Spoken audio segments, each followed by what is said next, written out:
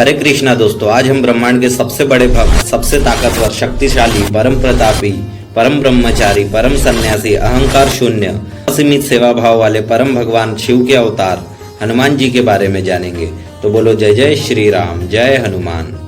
तो सबसे पहले हम हनुमान जी के शक्ति, उनके बल की चर्चा करेंगे। हनुमान जी की वीरता की चर्चा तो पूरी सृष्टि में है, उनके समान बलशाली पूरे दुनिया में नहीं।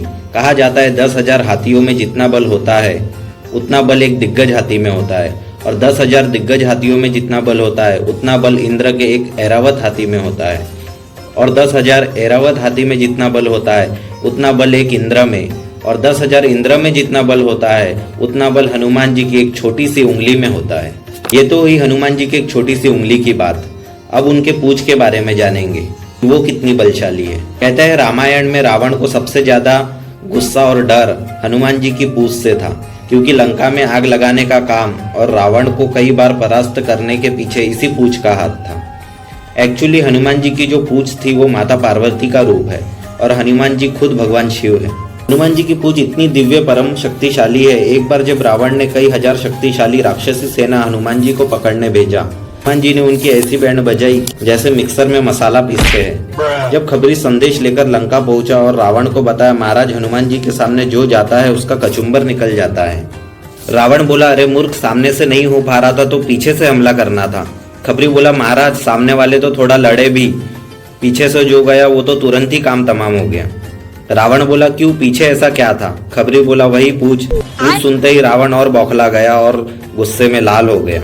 दूसरे बार रावण खुद गया, सोचा अब मैं ही निपटता हूँ इस पूछ से। उसने चालाकी की और सोचा कि इसकी पूंछ ही उखाड़ देता हूँ। रावण जैसे ही लड़ने मैदान में गया, धीरे से पीछे से जाकर उसने हनुमान जी की पूंछ पकड़ ली, और जैसे ही खींचने ही वाला था हनुमान जी ना लड़े ना मुड़े, सीधा उड़े, और इतना ऊपर उड़े। अब रावण यही सोच रहा था कि बस ये पूंछ ना उखड़ जाए।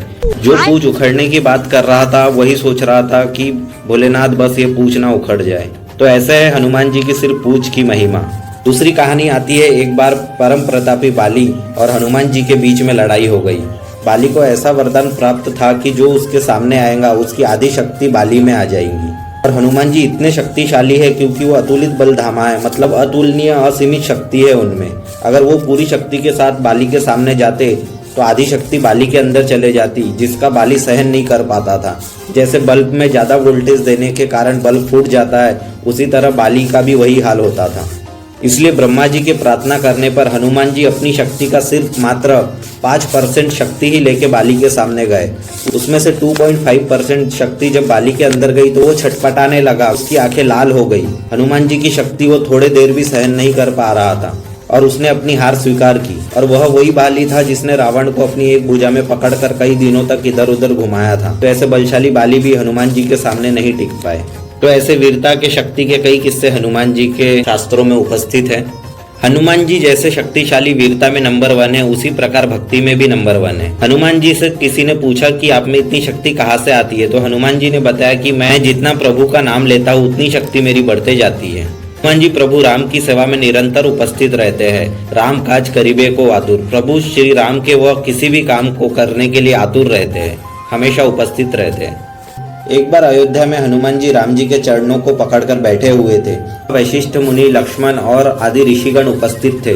तब हनुमान जी से पूछा गया कि आप कौन हैं और प्रभु श्री राम से आपका संबंध क्या है। तब हनुमान जी बोले शरीर भाव से मैं इनका दास हूँ, नौकर हूँ, और ये मेरे स्वामी है।